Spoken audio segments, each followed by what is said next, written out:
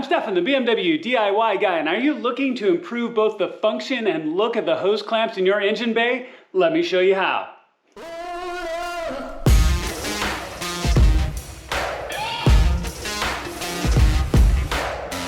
Alright, y'all, so let's talk about this project a little bit before we do it and the reasons why you might want to do this yourself. Now, I recently had my BMW M2C on the dyno, and it was a long day with a lot of tuning, and about halfway through that whole day, I thought I blew my motor. It was bad. There was this horrendous bang, we shut everything down, and I really thought, well, there it went my motor.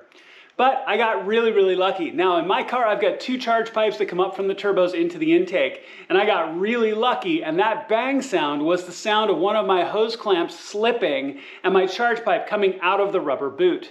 So no harm done, nothing bad. It was a quick and easy fix, and we were back on the dyno and getting the work done. But I was like, that is never going to happen again.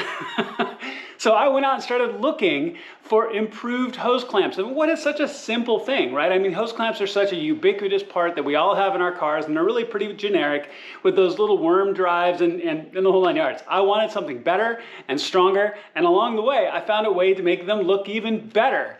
So I found Phase 2 Motor Trend. They make really good hose clamps. I'll have it out of the bag here in just a second, but they make really good hose clamps that are full band hose clamps, and they come in colors. So the blue theme that I have throughout all the accessories in my motor that goes along with the interior, I now have blue hose clamps to go with it. So I talked to Phase 2, and I used a caliper. So make sure to check in the comments of the video. I have a digital caliper that I use to measure the actual diameter of all the pipes involved. So I measured all of my hose clamps, the 4 that go on my 2 intake pipes, and 1 each on each of my air intakes, and ordered from Phase 2.